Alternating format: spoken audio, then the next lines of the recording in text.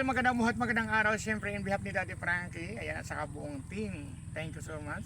And kay Ate Lea, hello po. And yan. So, kay Beshi 9, ayan.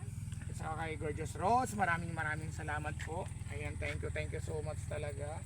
Ayan, siyempre kay Purisa Joy Piñas, kay Beshi Ronel Nevio, at kay Mama Rena. And of course, kay Sir Manuel. Ayan, maraming salamat. Kay Norma Geronimo, thank you talaga sa papackets. Maraming salamat. Ayan. So ngayon mga kabeshi, nakita nyo ba yung huling vlog ko dito na yung nagtatanim ako? So ngayon, ito na, namunga na. So malapit na yan i-harvest. Ayan. So malapit na.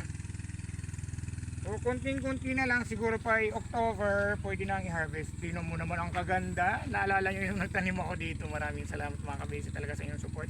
Lalo na yung mga kaibigan ko siyempre sa ibang bansa. Ayan, at saka yung aking mga followers doon na talagang mga OFW na lang sa sumusuporta sa akin. And thank you so much. Kita nyo naman mga kabisi, oh. May ano nga lang doon. Yung may ano ng yung may takay.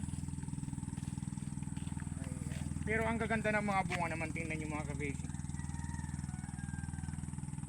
Siyempre hindi ito magagawa ni Kuya Bal kung wala ko. Maraming salamat talaga sa inyong suporta. God bless lagi, all the time. Ayan. Thank you so much. Mahal na mahal ko kayo. Bye bye.